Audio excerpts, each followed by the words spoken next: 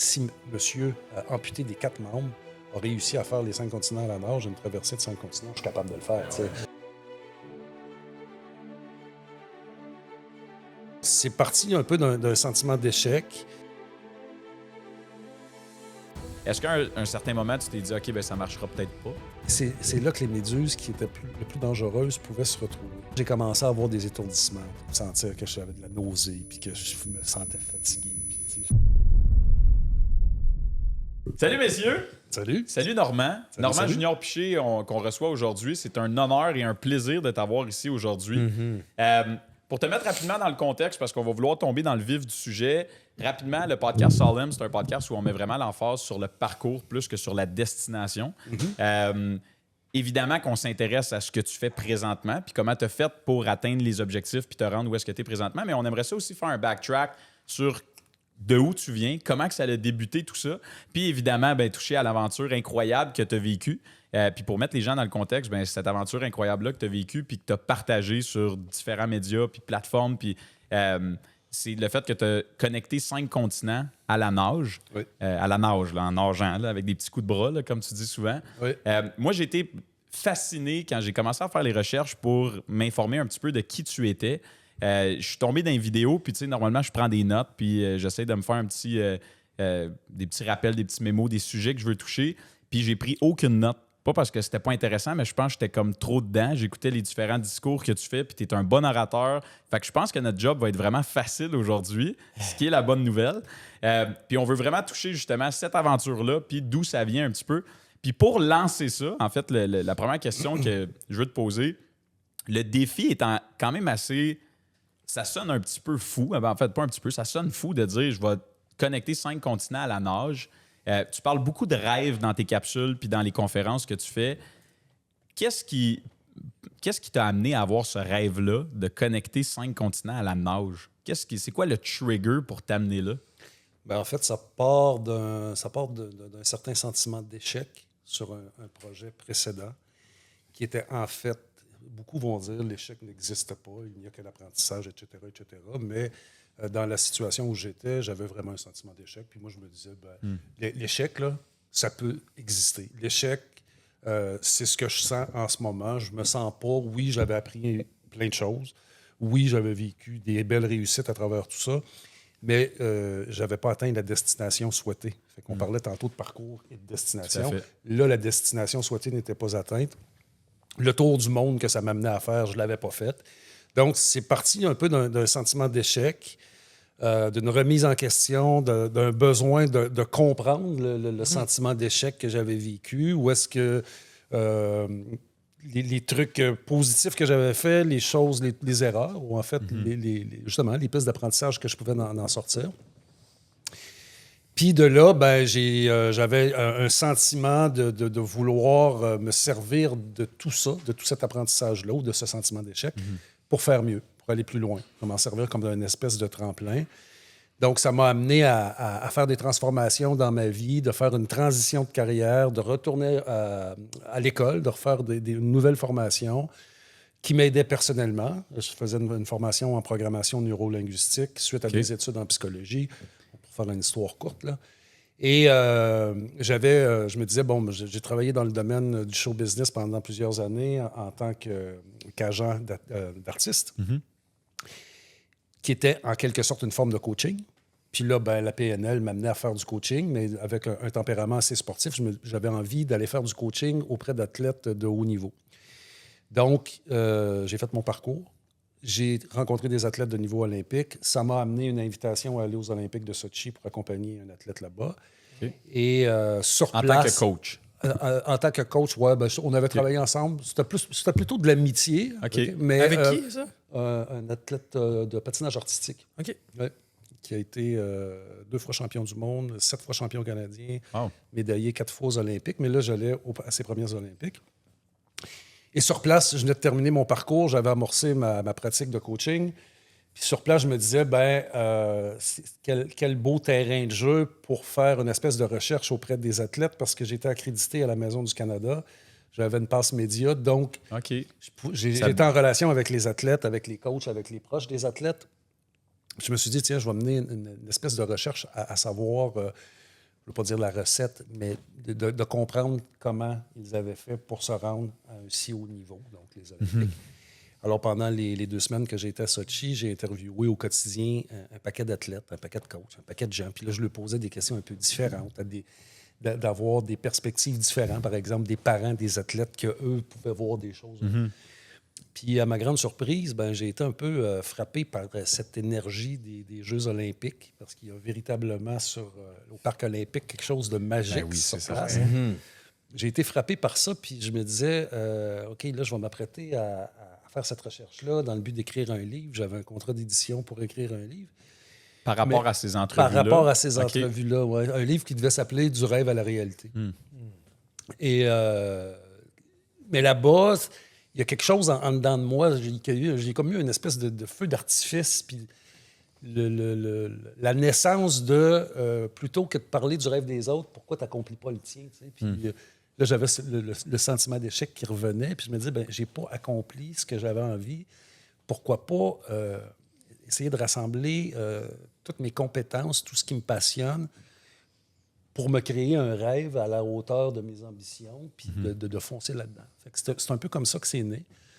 De retour à Montréal, j'ai quand même travaillé sur l'écriture du livre, mais j'ai été frappé par le syndrome de la page blanche. Je trouvais pas l'axe, je trouvais pas le lien, je trouvais pas... Puis, avais-tu déjà fait de la rédaction à ce moment-là? Ou oui, c'était j'avais vraiment écrit un peu, oui. Okay. Dans le domaine du showbiz, à faire du développement d'artistes émergents, on travaille marketing, on a l'écriture de communiqués de presse, puis tout ça. Puis, oui, j'avais une certaine capacité, mais on est aidé aussi. Il y a des éditeurs qui sont là. Puis, fait que un peu frappé par le syndrome de la page blanche, j'ai poursuivi mes recherches.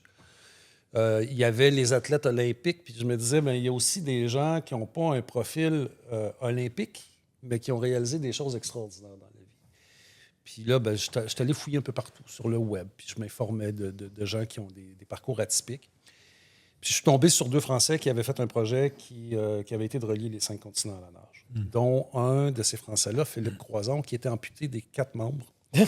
Donc, il se servait juste de ses jambes pour pouvoir avancer. C'est un gars qui a fait un paquet d'aventures spéciales, un gars qui a de résilience hallucinante. Je sais pas. Le gars m'a grandement inspiré, j'allais dire drôlement, mais plutôt grandement inspiré.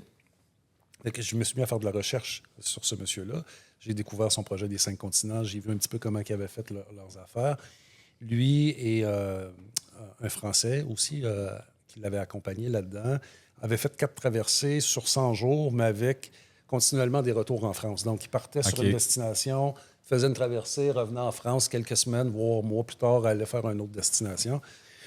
Quand j'ai découvert ce projet-là, ça a été en dedans de moi là, comme « Oh, wow! » Ça me parle énormément. Ça ramène le petit gars en moi qui a fait de la nage à partir de 7 ans jusqu'à l'adolescence, qui avait un beau potentiel, potentiellement olympique. Ah ouais, OK. Et qui a abandonné en cours de route. Puis là, ça ranimait ce rêve-là du petit gars qui n'était pas allé au bout. Puis là, je me disais, OK, je suis rendu trop vieux pour faire les Olympiques. J'ai pas l'entraînement nécessaire. Mais pourquoi pas faire mes propres Olympiques? Fait que le projet des 5 continents, ça devenait pour moi un peu mes propres Olympiques.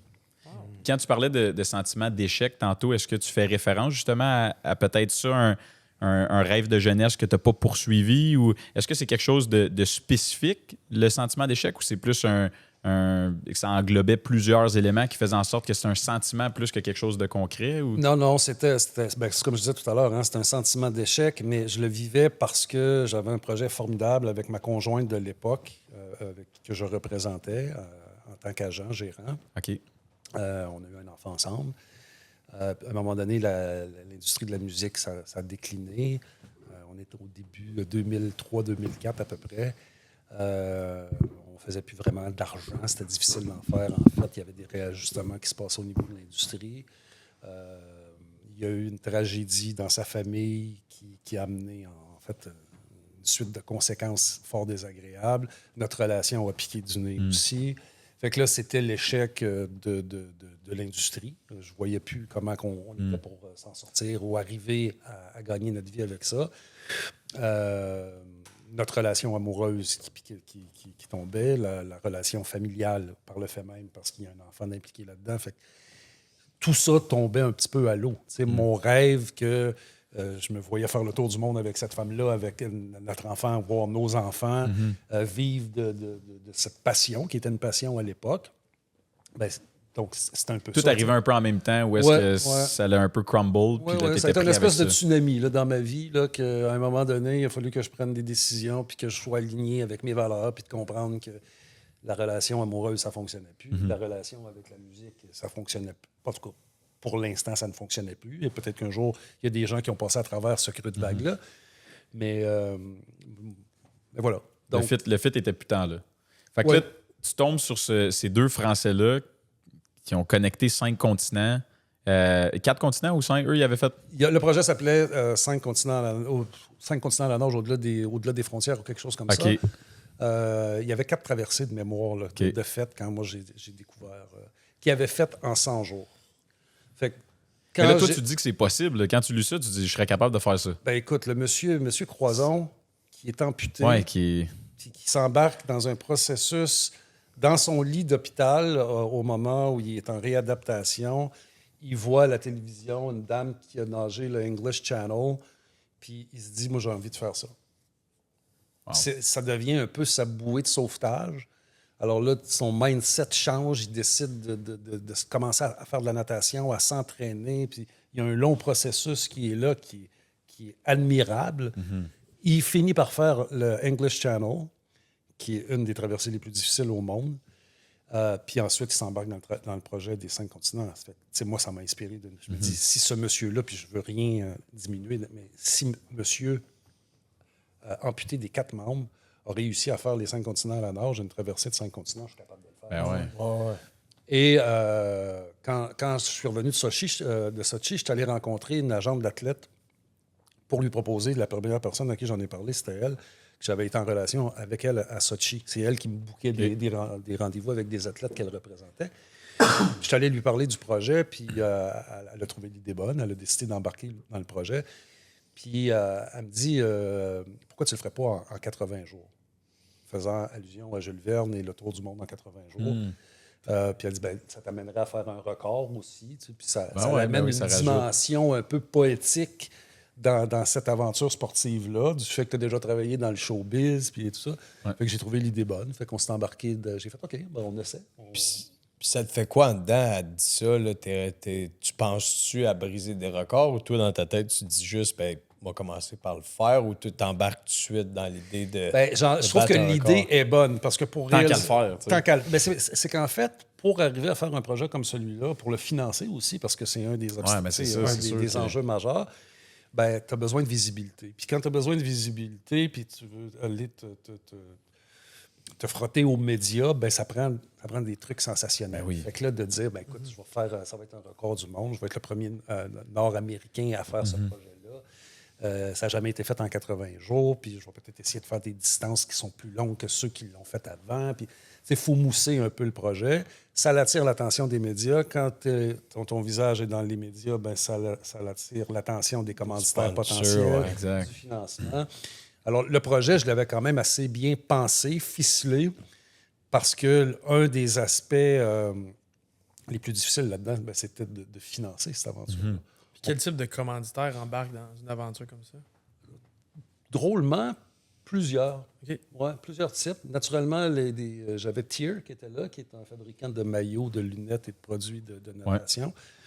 Ça a été un de mes premiers partenaires, mais après ça, il y a eu Lozo, parce qu'on faisait un documentaire avec l'idée de faire un documentaire sans savoir si on était pour le faire. Okay. Mais j'ai dit, j'engage quelqu'un.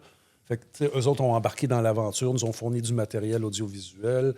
Il y a eu des firmes d'avocats, de comptables. Il y a eu un paquet de tout ce qui pouvait graviter alentour du projet.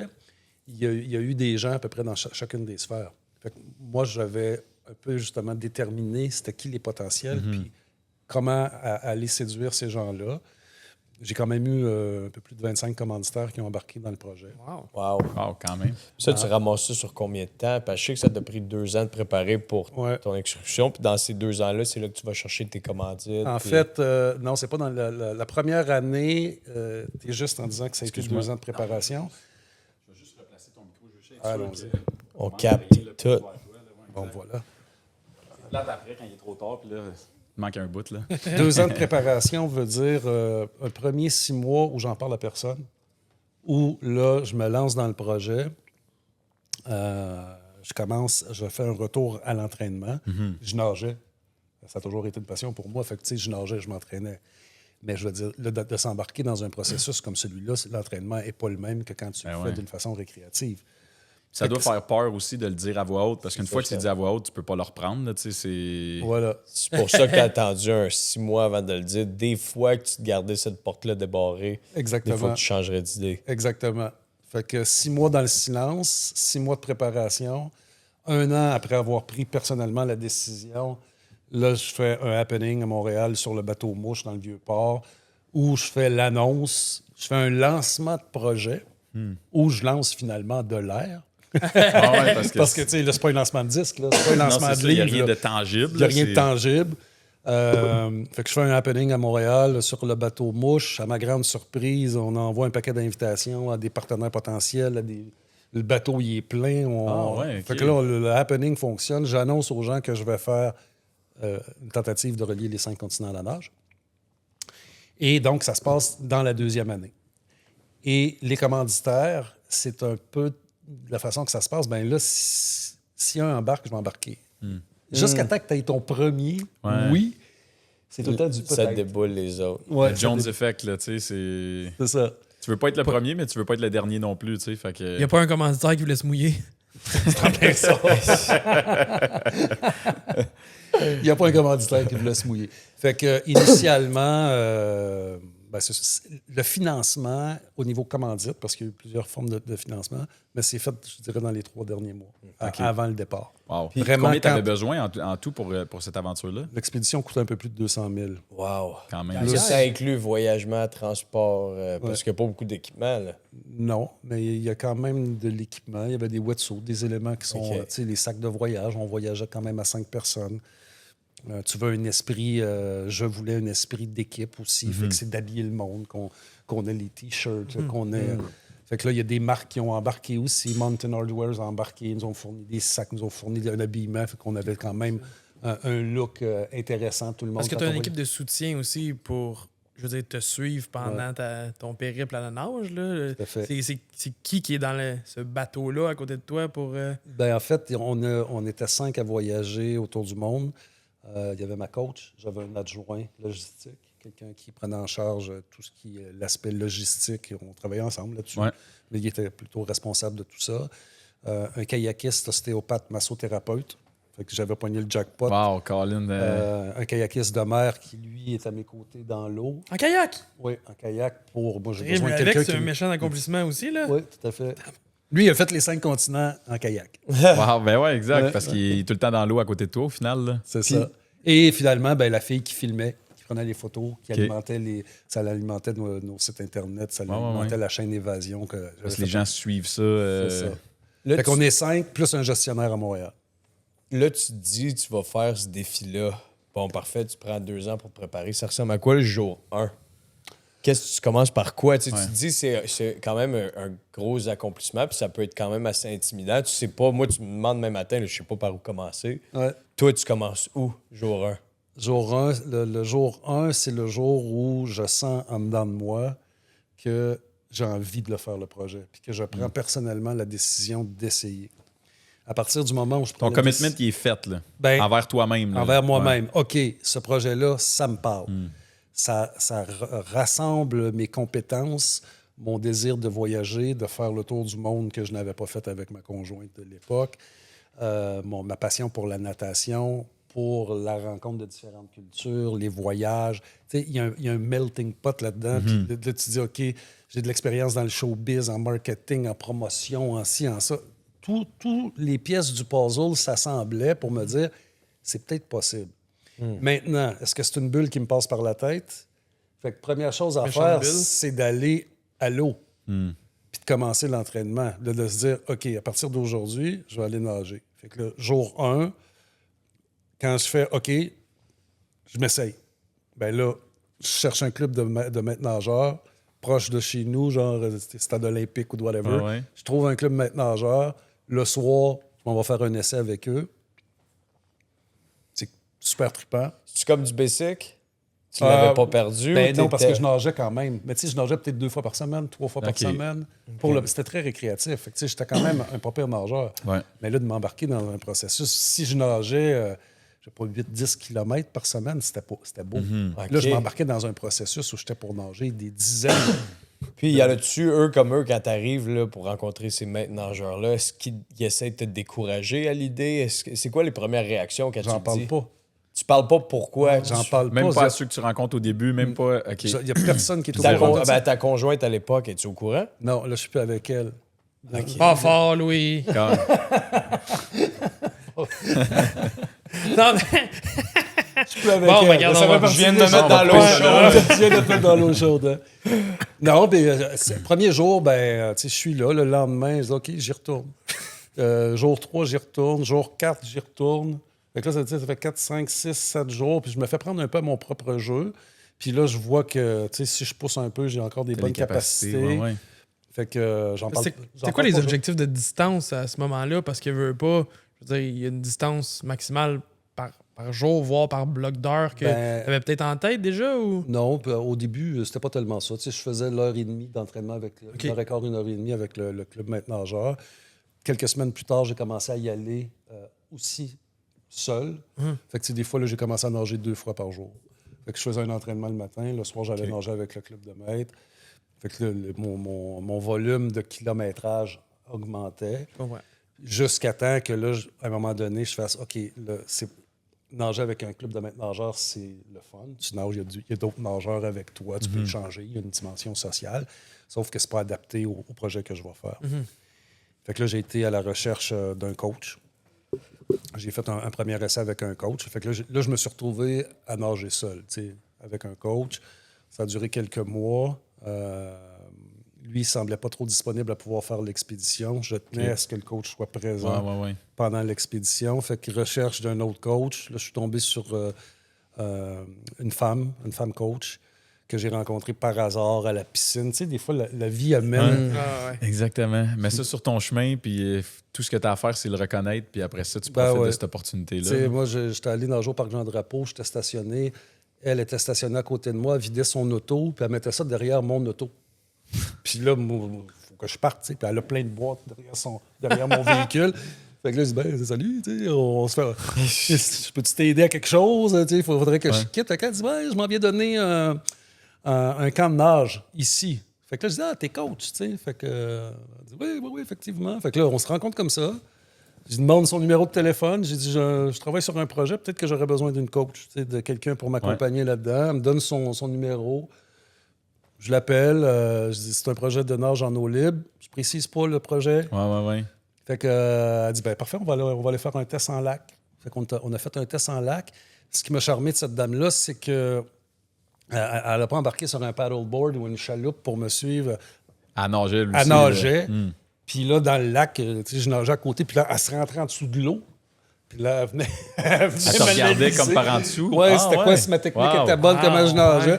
Là, j'ai fait OK. Wow. Coach dévoué, là. Oui, tout à fait. Ah ouais. Fait que c'est comme ça que j'ai trouvé ma coach Qui t'a accompagné. qui m'a accompagné. À partir de ce moment-là, là, j'ai eu vraiment un plan hebdomadaire axé sur les 5 continents quand je lui ai annoncé le projet. Ouais, tout à fait.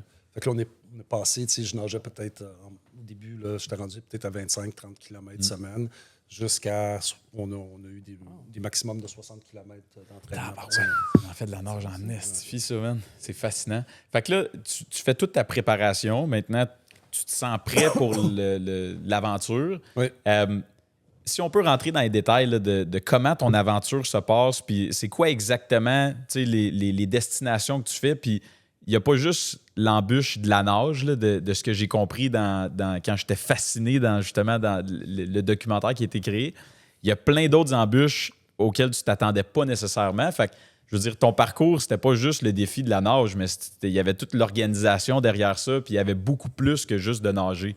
Fait que est-ce que tu peux nous amener à travers cette aventure-là un Oui, petit peu, tout à comment fait, que ça tout a à fait. commencé puis que ça s'est déroulé? Écoute, tout était assez bien ficelé au niveau de la logistique. On avait, tant au niveau du plan d'affaires que le plan, je vais dire, de voyage, l'organisation. On avait quand même un budget qui n'était pas élastique. Fait que, tu sais, moi, je partais de Montréal et je me donnais 80 jours pour faire les 5 traversées autour du monde avec des temps pour chacune des traversées. Donc, on savait que peut-être Russie-Alaska, ça serait un petit peu plus long à ficeler certains détails, puis de se rendre sur place, puis enfin. Fait que là, on se donne 14 jours, mais sinon, on avait comme 10 jours par destination, 10, 12, voire 12 jours sur place, plus le voyagement. Fait que tout était bien organisé au niveau des demandes d'autorisation. Je traverse quand même des frontières Ben ouais, c'est ça, par exact. l'eau. Fait que ça prend les autorisations gouvernementales. Il y a des gros enjeux géopolitiques, etc. On est assez bien structuré à 4 traversées sur 5. OK. La réalité, c'est que tous les beaux plans qui sont faits, et heureusement qu'ils le sont, quand tu arrives sur place, c'est pas nécessairement comme ça que ça se passe sur le terrain. Tu sais, si je peux vous donner une image, tu as ton plan dans les mains, là, mais quand tu débarques à ta première destination, ton plan, Ah ouais, littéralement. Parce que tu t'es pratiqué en eau calme aussi, right? D'une piscine. j'ai fait de la nage en eau libre, en piscine, en eau... Mais pas de la grosse eau Oui, oui, oui. qui brasse. Oui, Tu oui, t'étais oui. pratiqué, OK? Oui, oui, oui. Je suis allé faire un camp d'entraînement au Mexique. OK. J'ai fait beaucoup de piscines infinies, donc nager dans les courants. Ouais. J'ai nagé dans le fleuve à Montréal. J'ai traversé, j'ai nagé même Frémagogue. J'ai nagé en Estrie. J'ai eu des conditions. Ouais. Il fallait OK. que je sois, au niveau de ma préparation physique, il fallait que je sois prête à toute éventualité. Fait que si on savait qu'une journée, il annonçait des orages, enfin, mauvaise température, ben, c'était le temps d'aller à l'eau. Tu sais. On savait que là, il Fallait que beaucoup tu de times vent. pour te pratiquer. Ouais. C'est ça. Je comprends. Ouais. Donc oui, en fait, la nage, ça a été la chose la plus facile du projet, de l'expédition. Facile, on s'entend. Je vais mettre une petite parenthèse parce qu'il y a eu des conditions mauvaises, mais j'étais prête. Ta préparation était bonne. Tout ce que tu pouvais contrôler, tu t'es assuré de le contrôler de la meilleure façon que tu pouvais. Ouais. Mais après ça, évidemment, vient la vie. Vient la vie, vient les problèmes géopolitiques, vient les problèmes d'autorisation, vient des autorisations qui sont données que les gens, finalement, ils se rétractent. Vient la joie de voyager à 5 personnes dans des conditions de décalage horaire fréquent, de stress, est-ce que la traversée va tension, de tension dans des endroits qui sont petits. Là. Ouais. On se promène pas dans des Club Med puis Ritz-Carlton Ah là, ouais, quand c'est on fait une sûr, expédition de c'est même. sûr. Donc, Ah non! on loue. Mais non! On loue des appartements, des Airbnb, tu sais, avec une chambre ou 2 chambres, puis le salon. Puis, tu sais, moi, souvent, je couchais sur le divan, ouais. puis je laissais une chambre aux filles, puis les 2 autres gars, il y avait Wow. ils partageaient une chambre. Tu sais, j'essayais de créer aussi au sein de l'équipe des meilleures conditions. Ça fait partie de mes responsabilités de leader. Ça n'a pas été toujours le cas. Tu sais, ils ont vécu de l'inconfort, eux autres aussi. Fait que, en équipe, bien que tu t'entends super bien ici, là, quand tu vis chacun chez vous, puis que tu te croises une couple de fois par semaine, puis ça va bien. Là.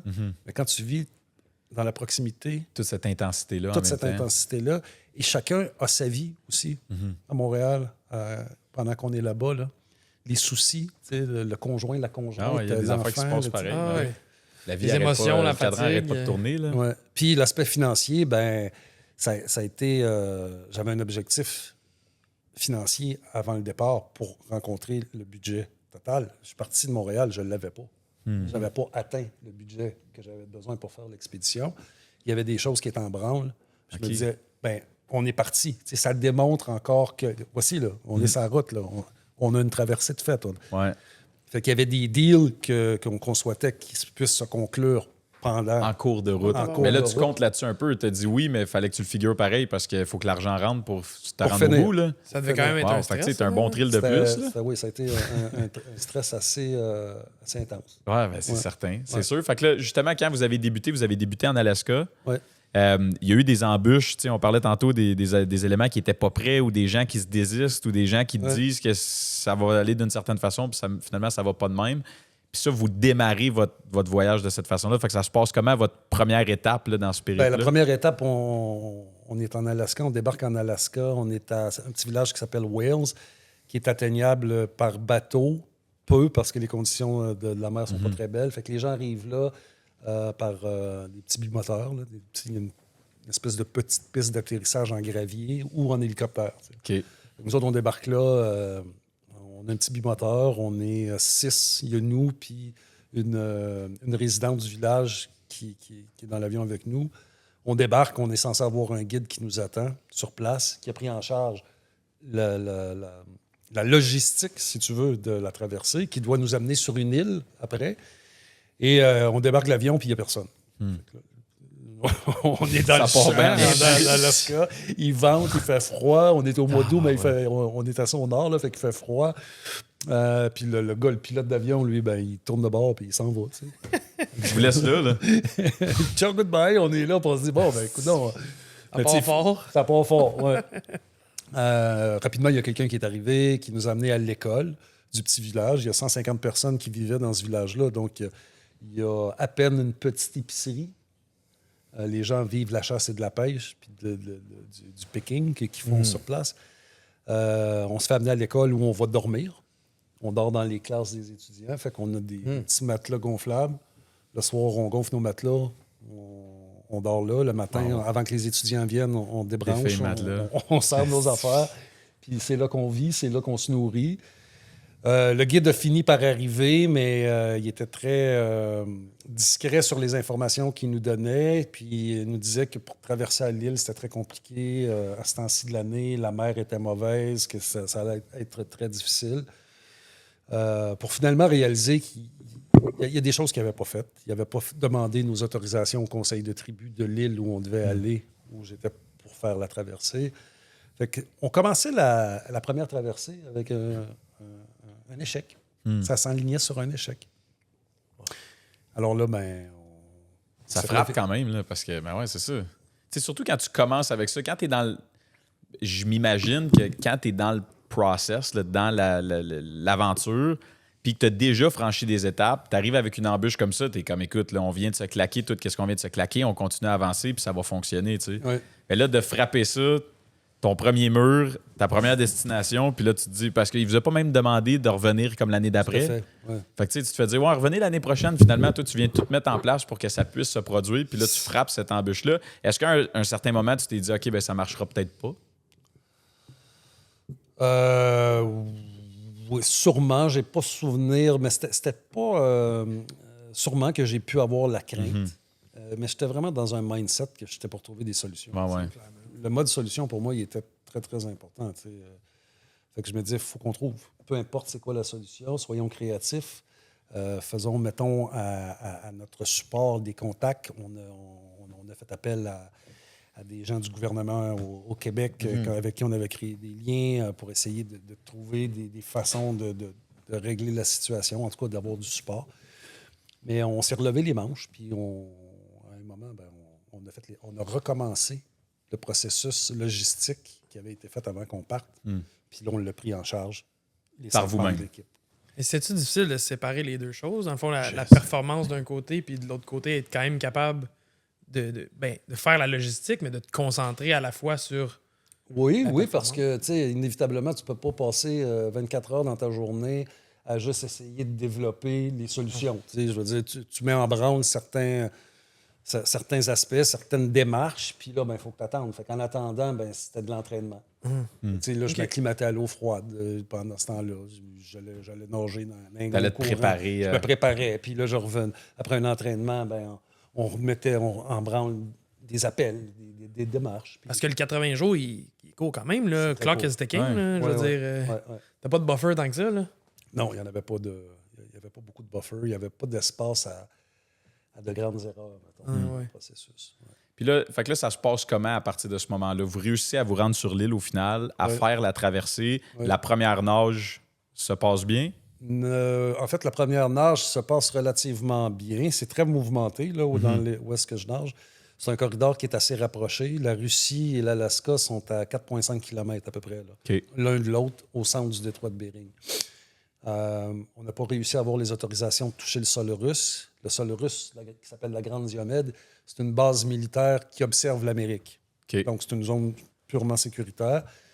Il y a quelqu'un qui avait réussi à faire cette traversée-là. C'est une fille qui s'appelle Lynn Cox. il y a 20 quelques années, elle avait réussi à avoir les autorisations de la Russie pour toucher le sol pendant le temps de la guerre froide. Mais ça lui a pris 10 ans de démarche. Et Tabarouette. 10 ans de démarche à Ça te retarde un projet, ça? partant d'un projet. Les Français, Philippe Croison et son collègue n'avaient pas réussi non plus. Il y a un autre gars, un Marocain, Hassan Baraka, n'avait pas réussi à le faire. Fait que l'idée, c'était de se rapprocher le plus possible de l'île dans les eaux territoriales russes et de revenir vers l'Alaska. OK. Fait que la première fois, on n'est pas allé très proche de l'île, ce qui fait que j'ai fait peut-être une nage de 3,5 km. OK. Je suis revenu, j'ai fait... Ça fait 1 an que je me prépare à l'eau glacée. Puis là, je viens de faire ça en 1 heure. Ouais. Même pas 1 heure, c'était ridicule. Par contre, ça m'a donné la chance d'être vu par les gens qui nous accompagnaient, les locaux, qui nous accompagnaient en bateau. Il y avait 2 bateaux qui étaient là pour nous accompagner. Un qui était le bateau officiel, puis l'autre au cas que le bateau chavire. Parce qu'il y avait Ah beaucoup ouais, de OK. courant. À cause des vagues, tant À que cause ça. des là. vagues, oui. Encourageant, ça. Fait que là, ils m'ont dit, t'es un bon nageur. On en a vu, tu sais, les autres qui ont fait ce projet-là, qui avaient déjà nagé dans ce corridor-là. On dit, t'es un bon nageur, t'es rapide, tu sais. Fait que, on le sait que tu voulais faire au minimum, tu sais, 5 km. Fait que si on a une fenêtre météo avant ton départ, ben on pourrait reprendre. Puis là, il me propose un autre trajet où je partais d'une extrémité de l'île puis que je pouvais faire un grand loop pour revenir. OK. Fait que le lendemain, on a eu une fenêtre météo pas trop mal. Donc, on a amorcé, on est retourné en Russie. Et là, j'ai pu faire la nage qui m'a Ah permis ouais, de faire OK. Fait que tu l'as refait 2 fois. au Je l'ai final. fait 2 fois. La première traversée, La tu l'as première fait 2 traversée, fois. je l'ai faite 2 fois. Aïe, aïe. Mais Ouais. pour le fun, là, c'est quoi le pire qui peut t'arriver? Disons que tu dis non, je vais aller toucher à la Russie puis sans l'autorisation. Ah ben, ce que j'ai entendu, il y a des gens de la communauté inuit qui vivent là-bas. Il y avait eu, et ça faisait partie des raisons pourquoi notre guide n'avait pas pu tout mettre en place, c'est que le gars qui nous accompagnait en bateau, qui était engagé pour nous accompagner et nous amener sur l'île, était allé jouer dans le territoire russe.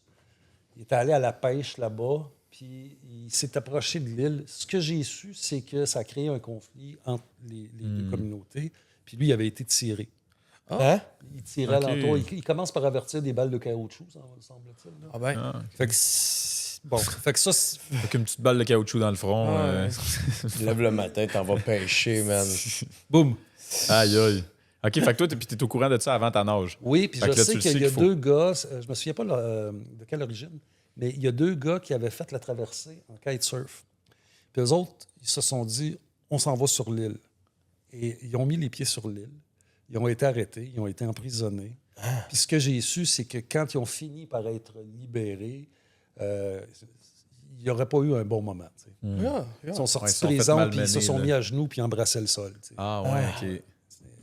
Fait que j'ai pas pris. J'étais très, très proche de l'île, mais j'ai pas eu l'audace de Bon, De avec raison t'aventurer aussi. plus. Là, Regarde, c'est pas le fait de ouais. la même affaire. J'étais en Russie. Tu choisis tes batailles dans la vie. Voilà, là, puis, voilà. C'est parce que ça compromettait aussi le reste de l'expédition. Ouais, ben c'est ça. Si je exact. commence par me faire Ah ouais. arrêter, puis j'ai des problèmes Le juridiques. 80 jours va être. Ouais, il devient de plus en plus petit. Fait que là, après cette traversée-là, vous quittez pour vous en aller où? Papouasie-Nouvelle-Guinée.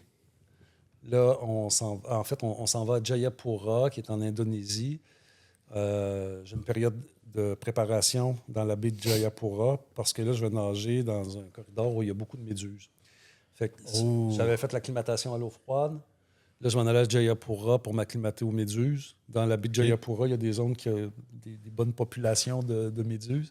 Fait que là, on a passé quelques jours en attendant encore des autorisations là, de visa et compagnie, mais à nager dans la baie de Jayapura pour habituer mon corps, m'acclimater aux piqûres de méduses. Puis, mettons, il n'y avait pas de. Oh, attends, corridor. t'acclimater, ça veut dire que tu te fais piquer, là, tout Ouais, est ouais, là. ouais. Attends, OK, tu te fais brûler, puis tu continues, puis c'est quoi, il te brûle moins. Ouais, excuse. mais non. Ben, il y a différents... Parce que c'est mortel, là, une méduse. Ouais. là, c'est une des. Oui, il y en a là-bas qui étaient mortels, mais il y a différents... Tu sais, sont plus rares, ils vont être dans des zones très spécifiques, ceux-là. Il y a des méduses qui sont toxiques, il y en a d'autres qui le sont moins, il y en a d'autres qui le sont moyens. Fait que, tu sais, ton corps s'habitue. Ah, Tu ouais, as réagi comment, mettons, la première journée à Ben, t'acclimater? écoute, tu sais, au début, c'était désagréable. Tu as des sentiments de brûlure un peu. Tu sais, Pendant que tu ça nages, pique. là. Ouais, pendant OK. que... Aïe, aïe. Aïe, aïe. Puis là, ben, tu t'habitues. Tu sais, à un moment donné, Mais mettons, il n'y avait pas de corridor sans méduses? Ouais.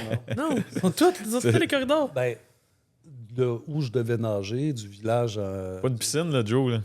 Écoute, là, moi, là, je figure les longueurs avec les cordes dans le milieu, là, puis je prends tout le Les temps. méduses d'un bord, Ouais. les méduses pas de l'autre Un bord. moment donné, elle traverse pas la corde.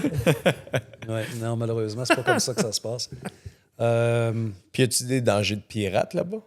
T'es en Indonésie, ils ont dû te briefer pour? Ouais, non, on n'a pas.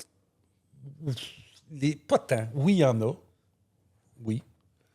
On n'a pas grand-chose, nous autres, tu sais, qui est tellement intéressant à voler. Là. Ouais, ouais. Ben, vous êtes Canadien, entre Ouais, guillemets, mais tu sais, américain. on est petits bateaux, pas de luxe, là, tu sais, Ok. petits bateaux, on passe comme des touristes, puis À part le wetsuit, là. à pas part le grand-chose à wetsuit, il n'y a pas partir avec, là. grand-chose, puis le drone, mais enfin.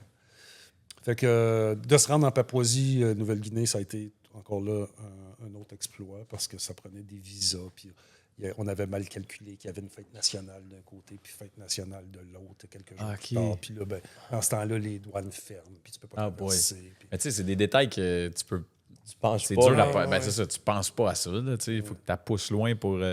Fait que là, vous êtes arrivé, puis vous avez. C'était quoi cette traversée-là? Ça impliquait quoi? Cette traversée-là devait être de 25 km entre un petit village, dont j'oublie le nom, mais en Papouasie-Nouvelle-Guinée, dans la jungle, Ouais. dans la forêt tropicale, de retour en Indonésie. Donc, ça, cette île-là, c'est l'île de Jayapura. C'est Jayapura? Oui, je pense que c'est ça. L'île se partage d'un côté la Papouasie, puis de l'autre l'Indonésie. Donc, là, OK. je reliais de l'Océanie à l'Asie. OK. On s'est rendu en Papouasie-Nouvelle-Guinée. Il restait quelques trucs à régler au niveau des autorisations pour que je refranchisse la frontière par la mer.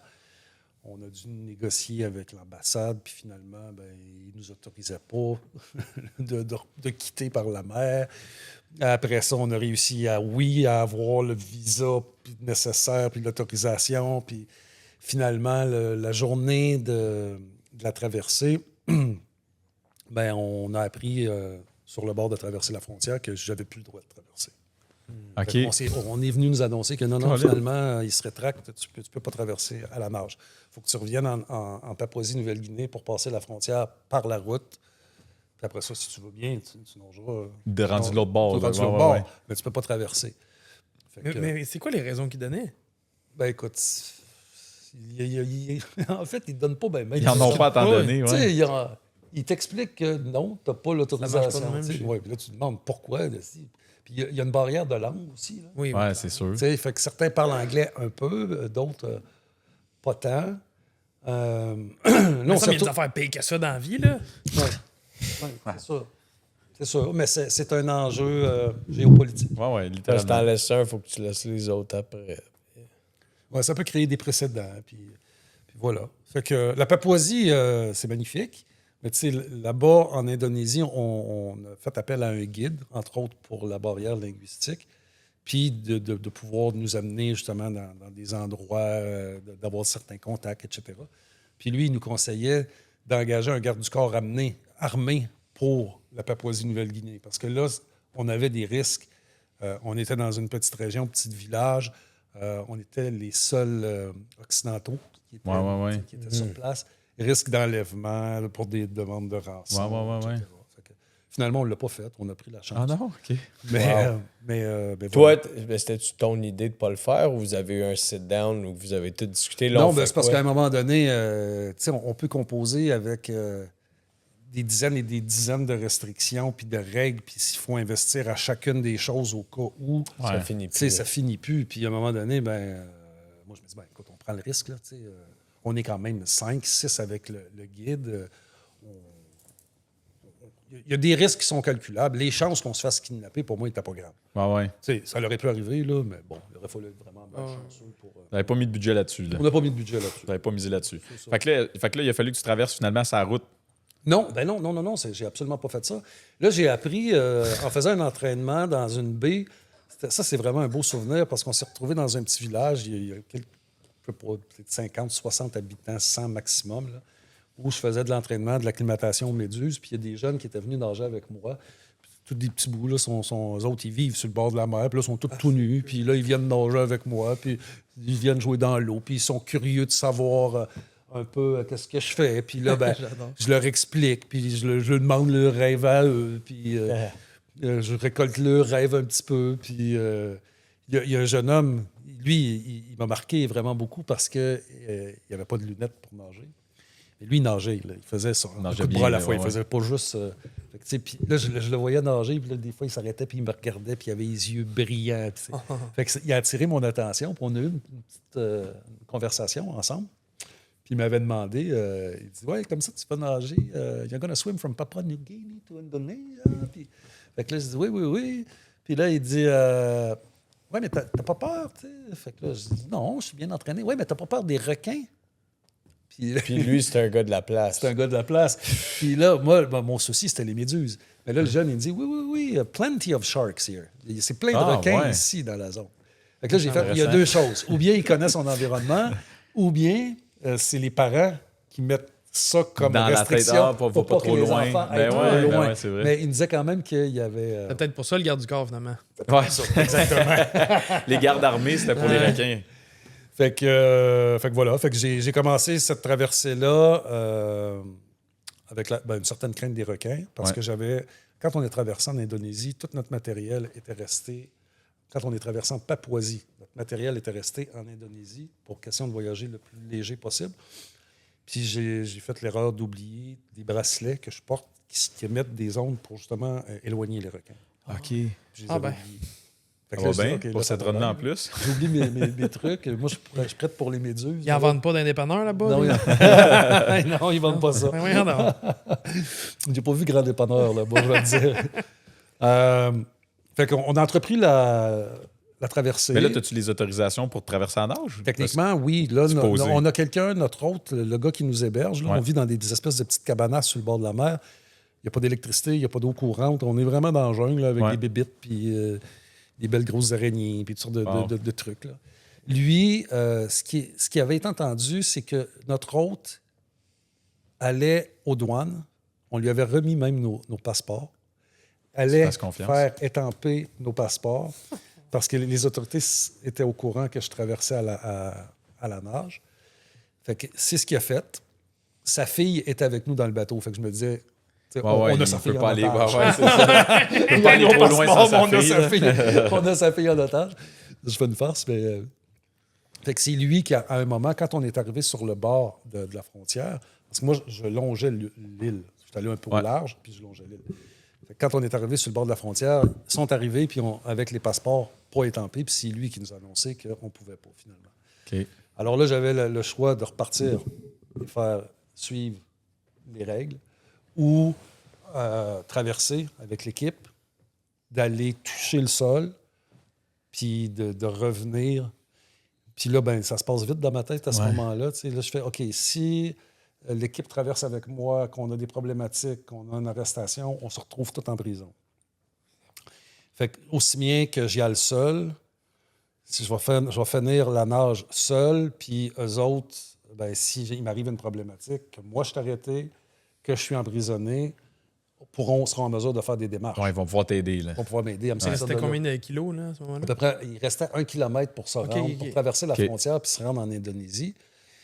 Fait que c'était à peu près 1 kilomètre là, aller puis le retour. Sauf que là, ça l'impliquait que j'allais juste toucher le sol indonésien. Je ne terminais pas le 25 km qui était prévu. OK. Ça coupait ma traversée de 50 à peu près. Là. J'ai fait Mais 13 heures. tu connectais les continents quand Mais même. je connectais les continents. Fait que j'ai décidé de prendre le risque de partir seul puis de m'en aller là où on me dit, tu vois, là, la frontière, c'est la forêt tropicale. Là, c'est vert puis c'est montagneux. Là. Tu vois, il y a un palmier là, qui dépasse. Là. Bon, fait que la frontière est à peu près là. Puis tu vas voir, il y a un bloc de béton avec des écritures là-dessus. Ça, c'est la ligne qui sépare la Papouasie. Fait que traverse juste ça, puis t'es rendu l'autre bord. T'es rendu l'autre bord. Fait que c'est ça que j'ai fait. Tu ton kilomètre avec la plus grande vitesse? Oui. oui, surtout sur le retour. Parce que quand je suis arrivé du côté indonésien, j'étais pas sur une plage, c'était rocailleux, puis j'ai eu une petite vague là, qui m'a frappé, ou perte d'équilibre, enfin bref. Puis j'ai tombé dans les coraux. Puis je me suis coupé J'étais pas coupé ouvert à fond, là. Mais tu sais, je veux dire, j'étais tout éraflé aux pieds. Je marchais d'un carreau et aux mains. Fait que là, j'avais amené une GoPro, puis j'avais dans ma bouée mon passeport, puis un peu d'argent. Puis là, tu sais, je me filme tout seul pour immortaliser un peu l'arrivée en Indonésie, la traversée. Puis là, je referme mon kit, puis je dis OK, bon, je retourne au bateau. Puis là, je vois un petit peu de sang dans l'eau. Puis là, je fais Je pense au requin. Je suis pas un expert, mais les films de requins, ça commence souvent de même. Ça commence souvent de même, c'est ça. Moi non plus, je suis pas un expert, mais tu sais, les bonnes histoires, là, je me dis, ouais, là, ça sent bon. Là. C'est ça, la petite toune qui te commence en tête. Mais voyons non, toi. Exact. Le retour au bateau, je l'ai nagé assez vite. Ouais. Ça nage en esti. Puis, il y a quand même un sentiment d'insécurité parce que sur le bord de la frontière, il y a des militaires qui sont sur c'est une espèce de montagne qui est là. Il y a une tour d'observation. Puis là, je me dis, les chances qu'ils me voient sont quand même assez grandes que je sois découvert. Tu sais. Fait que... écoute, il y en a des éléments... Puis là, c'était pas une balle de caoutchouc, là. Non, puis l'autre truc, c'est que les méduses, j'ai commencé à avoir des piqûres de méduses dès le début de la traversée. Puis après un certain temps, là, il y avait une zone où il y a une chute d'eau non salée, là, de l'eau de source. L'eau de source, voilà, merci. Et c'est là que les méduses qui étaient le plus dangereuses pouvaient se retrouver. Puis dans cette zone-là, j'ai commencé à avoir des étourdissements, puis de sentir que j'avais de la nausée, puis que je me sentais fatigué, puis tu sais, ma nage était... fait que je me disais, bon, il y a le soleil, il faisait très chaud. J'avais quand même une combinaison qui devait m'aider de ne pas trop me faire piquer. Donc, qui était noir, c'était la seule option. Fait que, tu sais, là, moi, je suis noir dans l'eau très chaude, en plein soleil. Est-ce que c'est le soleil, les méduses? Est-ce que j'ai été piqué par la redoutable? Parce que mon état baissait. Fait que voilà. Mais, bref, j'ai quand même réussi à faire ça. J'ai rembarqué dans le bateau. On a passé les douanes. On est retourné en Papouasie. J'ai passé les douanes. On avait un transport qui nous attendait, organisé par notre guide. Fait qu'une fois qu'on a traversé les douanes, j'ai embarqué dans l'auto. Et là, j'ai commencé à être malade. À partir du moment où j'ai été assis, qu'on a traversé la frontière, qu'on a été de retour en Indonésie, là, j'ai commencé à avoir je me sentais glacé. Il faisait 30 quelques degrés dehors. Il faisait super chaud. Là. On est quand même dans une zone tropicale. Ouais. La fièvre, etc. Fait que là, Qu'est-ce qui te passe par l'esprit rendu là? Toi, tu penses que tu t'es fait empoisonner? Ouais, je pense que j'ai été empoisonné en partie. Je pense que j'ai peut-être eu un peu trop de soleil.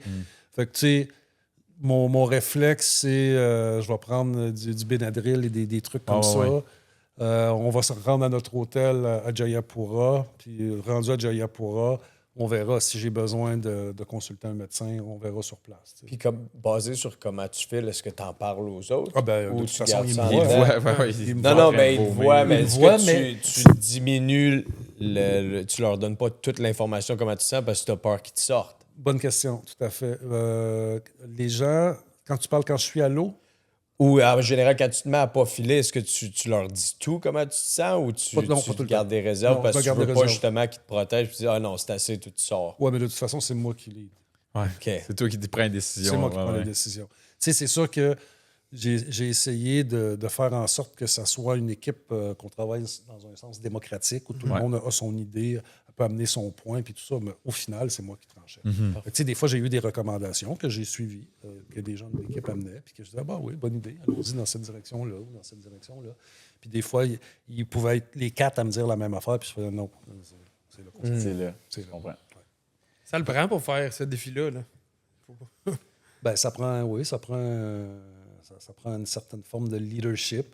Puis le leadership, autant que possible, il est mobilisateur, il est démocratique, mais en même temps, ça a été une de mes faiblesses de leader, dans cette expédition-là, ça a été de vouloir plaire à tous les membres de mon équipe, de répondre à leurs besoins. Accommoder tout le monde. Tout le monde, puis de faire en sorte que ça soit harmonieux, puis que tout se passe bien, puis que toi, t'es bien, puis toi, t'es bien, puis toi, t'es bien, puis... Mais au final, à vouloir plaire à tout le monde, tu plais à personne. T'sais. Ouais. Mais tu sais, juste tantôt, tu disais que c'est toi qui dormais sur le divan pour leur laisser le lit, mais en bout de ligne, je je veux dire, l'important dans ce périple-là, oui, tout le monde est important, mais je veux dire, c'est quand même toi physiquement qu'il faut qu'il soit en pleine forme pour accomplir qu'est-ce qu'il y a à accomplir aussi. Là, oui, tout à fait. Mais tu sais, le lit, quand j'ai dormi, ça, c'était en Espagne. Il y a eu des endroits en Grèce, à un moment donné, j'ai pris ma chambre. OK. Puis là, c'était eux autres qui se partageaient les Ouais, autres ouais, trucs. Ça, c'est arrivé en Espagne. Puis c'était correct. OK. C'était correct parce que ça me... J'aimais mieux être seul parce que j'avais besoin de mes moments de réflexion, de mes moments de pouvoir analyser un peu whatever ce qui était sur les défis du jour. Puis je réfléchis mieux quand je suis seul. Une fois que tout le monde était couché, ben, j'avais la pièce à moi, il n'y avait pas d'interférence, il n'y a pas personne qui ronflait Ouais. qui se levait. Puis qui était... Puis, fait que là, à date, bon, il y a des embûches, mais ça va quand même bien.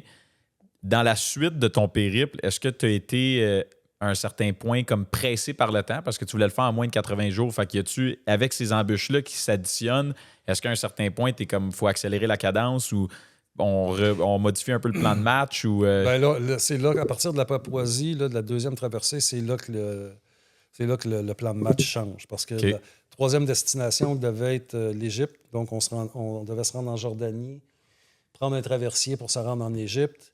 De l'Égypte, je devais revenir en Jordanie.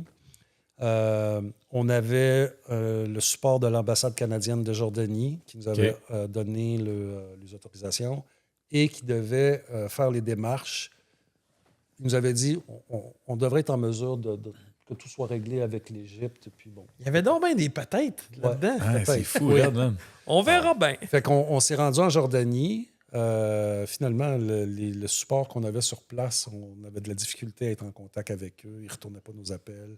Ça a été drôle parce qu'un an plus tard, je saute un moment, mais j'ai eu un appel de l'ambassade pour me dire puis êtes-vous rendu sur place? Tu sais, comme... Un an après un l'expédition. an après. Puis là, j'ai fait comme le projet, il est fait, il est canné, il est fini. On était là l'année passée. Un tu sais. petit peu late. Merci de vous soucier de moi. Tu aurais dû envoyer cassette. Donc, on avait besoin de beaucoup d'autorisations, dont le ministère de la Défense égyptienne, pour faire ça. On avait 2 paliers d'autorisation sur 3. Il manquait le ministère de la Défense. Fait qu'à un moment, on s'est dit, on traverse l'autre côté, on reste sur place, on va créer sur le terrain des liens qui vont peut-être nous permettre de... Alors, on s'est rendu en Égypte, même si on n'avait pas le droit d'y aller à cause d'assurance. On n'était pas couvert par nos assurances sur le territoire égyptien parce que c'était une zone où il y avait eu plusieurs attentats. Ouais, des conflits. Puis, etc. Fait qu'on a quand même décidé d'aller sur place. Ça, c'était ça, la décision que tu disais tantôt, que les 4 disaient non, puis toi, t'as dit on y va pareil. Oui, c'est ça. Entre autres. Donc, on s'est rendu sur place. On a fait des démarches. Ça s'est avéré impossible qu'on puisse avoir. Il nous restait 2-3 jours là, qu'on ait les autorisations, que je fasse la traversée puis qu'on puisse continuer. Par contre, d'être allé sur place, de dormir dans un resort abandonné, en quelque sorte. Là, il y avait un hôtel sur 7-8 hôtels d'ouvertes. Ça, les Égyptiens, quand tu arrives là-bas, ils enquêtent. T'es Canadien, tu débarques là-bas, tu es fouillé. À côté, ils checkent. Là. Ils checkent tout. C'est une zone où il y a eu des attentats terroristes. Tout est hyper checké. Ça va bien là-bas. Hein? Ça va bien. Oui, ça va effectivement très bien. Donc, quand on arrive sur place, on a l'impression qu'on se fait surveiller, puis on parle un peu du projet parce qu'on a besoin d'appui, de support. Ça se parle. Puis là, on va rencontrer un monsieur qui avait fait justement l'accompagnement de Croison, là, des Français, lors de cette traversée-là. Ouais. On finit par rencontrer ce monsieur-là. Puis lui, il dit ça ne marchera pas, mais il y a peut-être quelqu'un que je peux te mettre en contact avec, qui a du pouvoir ici, qui organise des événements sportifs. Il appelle un monsieur, puis il explique notre projet, puis le monsieur lui l'informe qu'il a entendu parler de notre projet, puis que c'est un projet qui l'intéresse, puis d'aller le rencontrer. Et ça s'avère être le directeur général du resort où on vit. Puis lui, il nous dit oublie ça, tu n'auras pas d'autorisation. Ça ne marchera pas. Sauf que moi, je peux m'en occuper. Je vais t'organiser un événement. On va faire un événement sportif de ta traversée. On va inviter des diplomates, on va inviter des jeunes. On va faire un gros happening pour ton truc, mais il va falloir que tu reviennes dans un mois. J'ai besoin de temps pour organiser Ben ouais, mais c'est ça, je m'en allais dire. Ça ne s'organise pas un claquement de doigts, cette histoire-là. Fait qu'on est parti de là. Moi, je me disais, bon, OK, c'est positif? Est-ce que ça va vraiment fonctionner? Ouais. Fait que là, quand tu parles de temps, là, on vient d'aller dans une destination qu'il va falloir revenir. Parce que tu peux pas faire la traversée à ce moment-là. Fait que là, il C'est faut que ça. tu passes à la prochaine étape. Là. T'es à quel jour à ce moment-là? Là? Faudrait que je vérifie, là, je m'en souviens pas. Disons, je pourrais dire, si j'évalue 14, 24, on est à peu près dans une 30 quelques jours. OK. Ouais. Puis c'est Mais là, pas ça te place-tu trop tôt à la prochaine destination ou c'est à peu près d'un timing que tu devais arriver? On va y arriver. Là, Ok. parce que- Prends ton temps, là. J'ai hâte. Calme-toi, man. Ce que je veux mentionner également, c'est que le fait de devoir revenir en Égypte m'amène des coûts supplémentaires de 5 personnes que je dois ramener en Égypte. Ah, ouais. Puis que là, j'ai pas encore. Moi, j'ai booké pour 3 traversées depuis le départ. Puis là, ben, j'en ai 2 autres à faire. Puis finalement, une 6e, parce qu'il faut que je revienne. ouais, parce Puis que j'ai faut pas que tu l'argent. Tu sais. Fait que là, en tout cas, il y a tout ce casse-tête-là. Fait que là, ça commence à. Ça commence à être. Mais moi, ça me fascine. Je veux pas t'interrompre, là, mais ça me fascine depuis le début à quel point c'est say yes, figure it out later. Inquiétez-vous pas, on va le figurer. Puis, tu sais, il y a tellement d'incertitudes, mais, tu sais, je veux dire, je sais pas ton état d'être à ce moment-là, mais ça reste que tu as quand même de la résilience puis une confiance en tes capacités de résoudre ces problèmes-là, comme tu disais tantôt, pour te lancer là-dedans puis dire on va le figurer puis ça va se passer, tu sais, Ouais. malgré tout ça. En tout cas, chapeau parce que c'est Chose, impressionnant. par contre, heureusement qu'on avait organisé les choses avant. Tu sais, parce que c'est des revirements de situation. Mais d'avoir organisé les choses, on était quand même, on n'est pas arrivé sur le territoire non plus en se disant hey, OK, on va avoir une positive vibe, puis tout va bien aller. Puis, tu sais, passons Ah ouais, la c'est pensée ça. positive. Et, tu sais, c'était Ah pas, ouais. C'était pas de la naïveté non plus. non, là, c'est ça. C'était pas quand même. C'était pas de la naïveté. Bon, bon. On est parti de là. Et là, on devait faire Turquie. Je devais nager de la Turquie à la Grèce quelques semaines avant le départ en expédition, c'est-à-dire en juin. On est parti en août.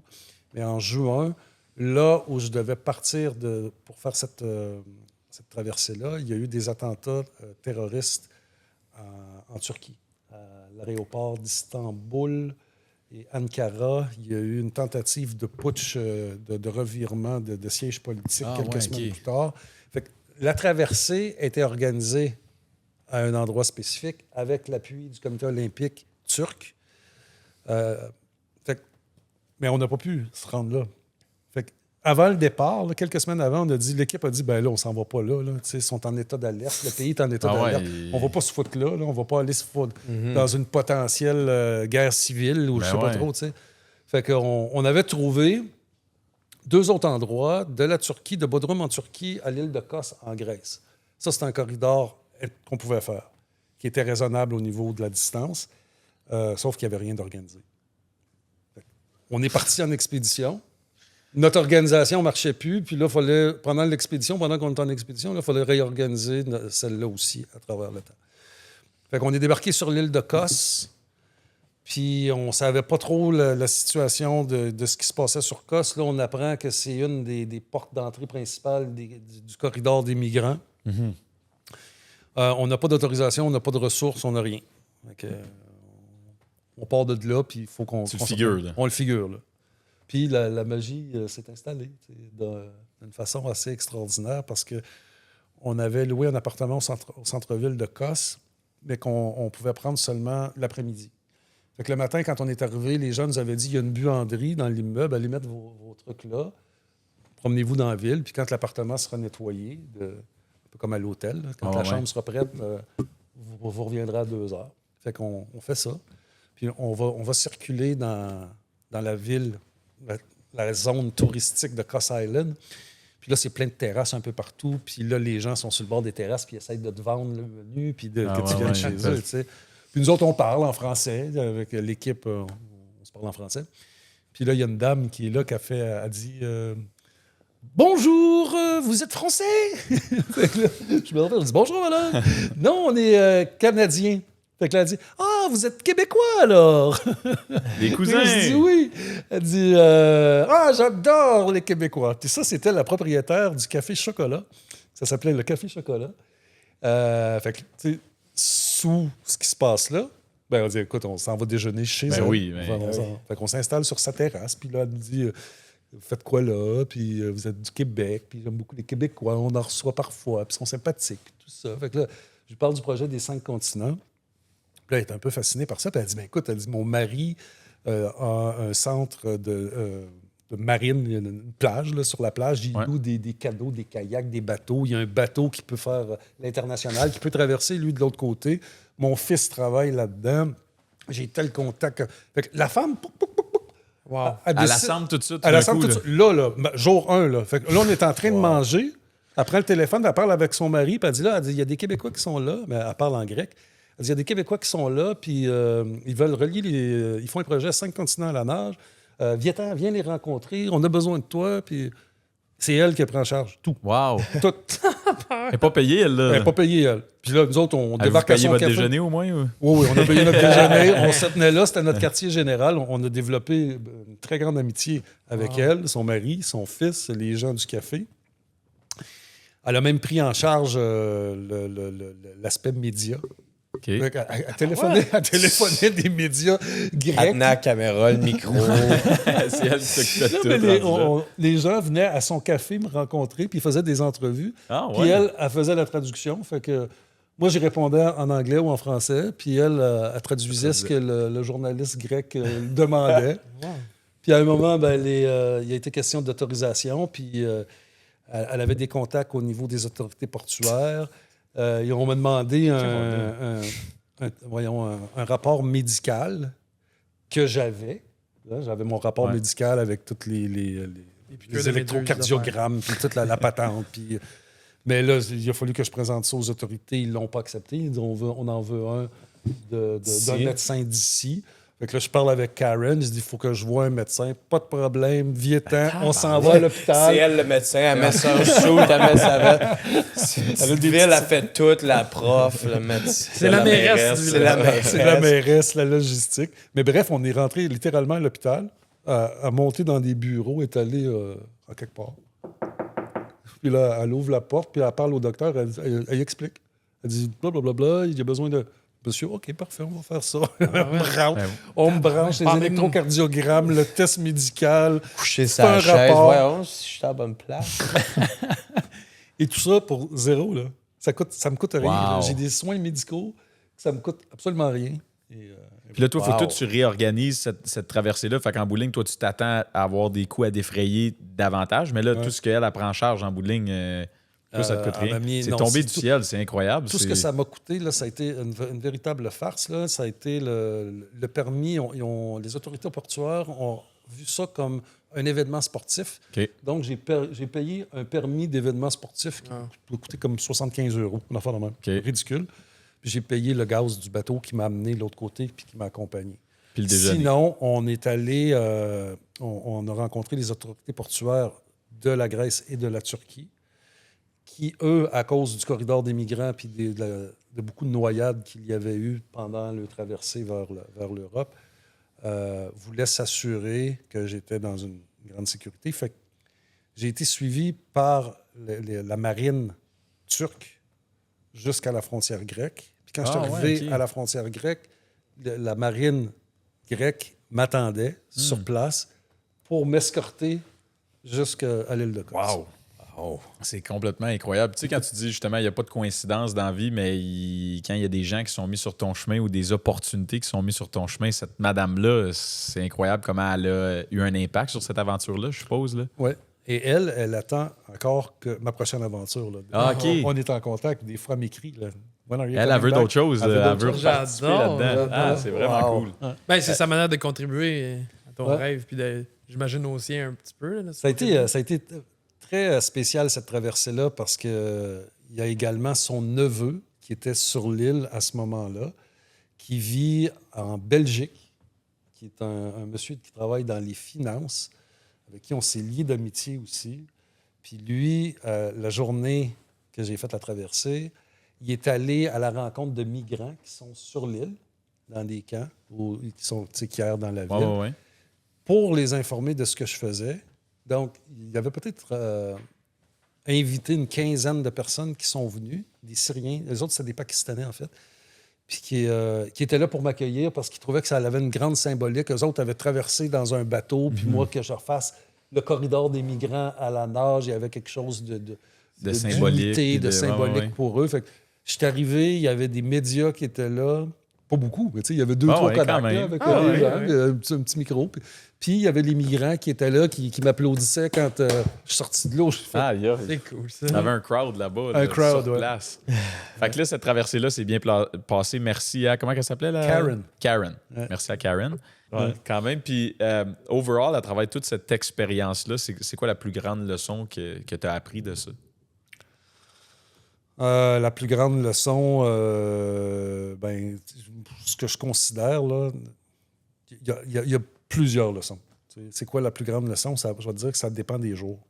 Parce que des fois, j'ai des embûches qui m'arrivent ou des trucs, puis je fais ça me ramène à quelque chose. Je me dis, ça, c'est peut-être la meilleure leçon que j'ai apprise. Ouais. À un moment donné, il se passe d'autres choses. Ouais, mais finalement, c'est peut-être ça la meilleure leçon que j'ai Ça apprise. dépend des circonstances. Ce que j'apprends, ce que je considère être ma plus grande apprentissage, c'est que la nage en eau libre, c'est un peu comme la vie. C'est ça. Il y a des creux de vagues, il y a des moments d'accalmie, tu avances un coup de bras à la fois, puis à un moment donné, tu es poussé par un courant, ça va super bien, puis c'est beaucoup ça, tu sais. Je réalise que la vie, c'est un peu comme la nage en eau libre. Ben, c'est sûr. Tu t'adaptes c'est tellement continuellement. vrai. Parce que quand tu nages, la seule affaire que tu peux faire, c'est de composer avec ce qui est là, avec l'élément. Il y a toi, mais il y a les courants, il y a le vent, il y a les vagues, il y a les méduses, il y a les prédateurs marins. Il y a plein de choses. Fait que tout ce que tu as de contrôle, c'est le coup de bras que tu donnes là. Puis tu vas voir qu'est-ce qui s'en vient après.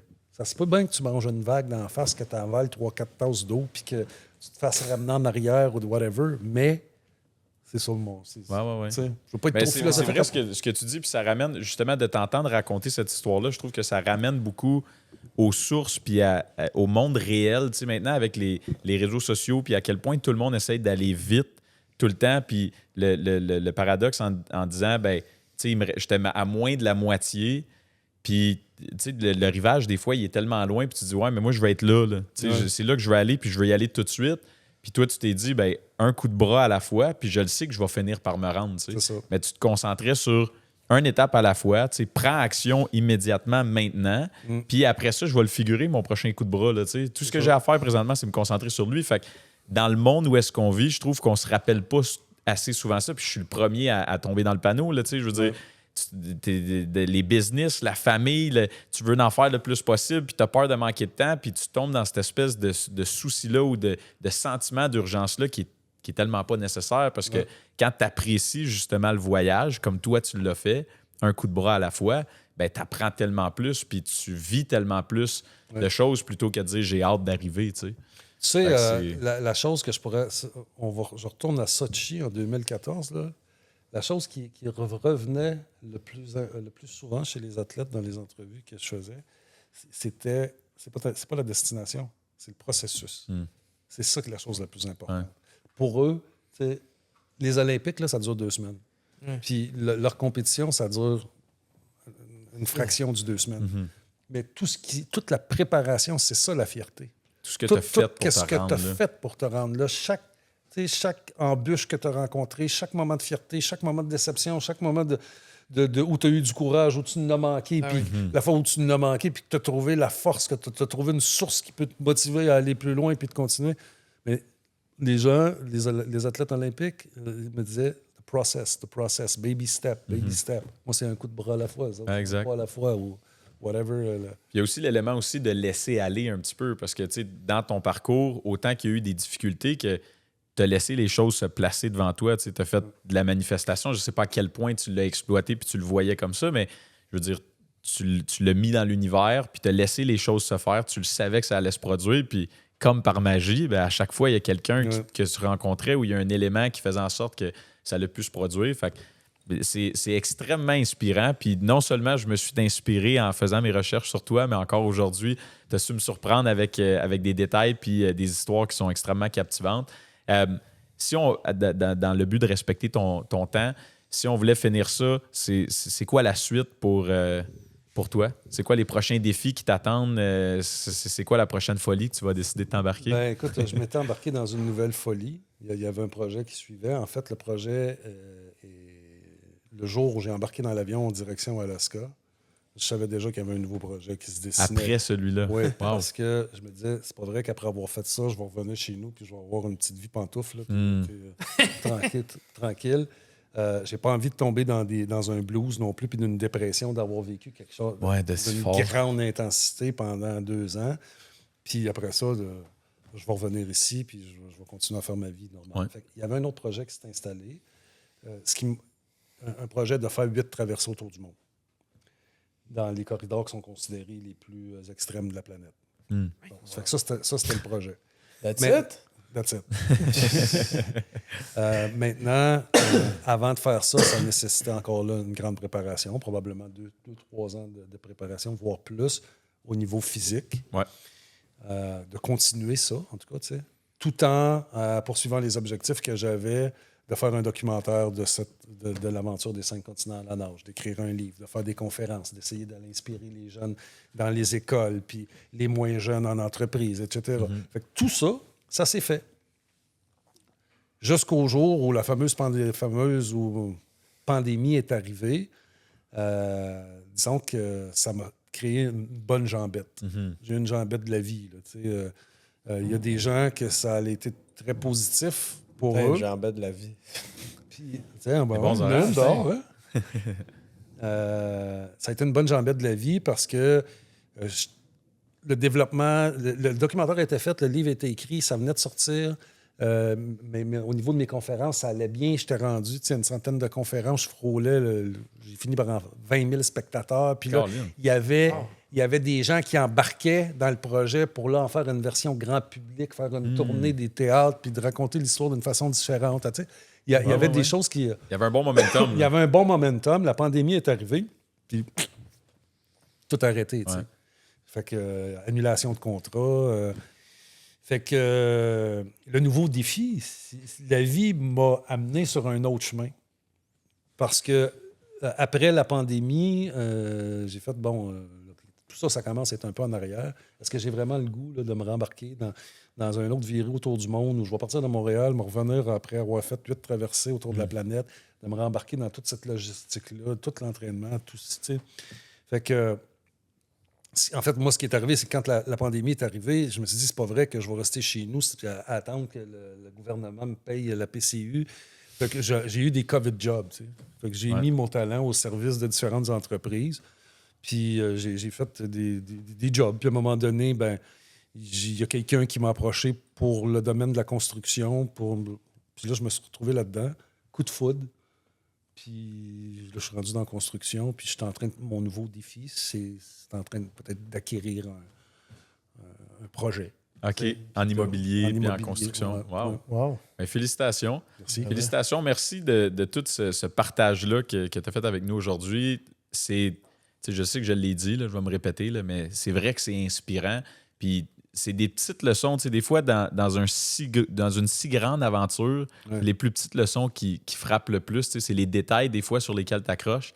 Puis je l'ai répété, mais un coup de bras à la fois, je pense que ça peut faire son chemin pour tout le monde, dont moi aujourd'hui.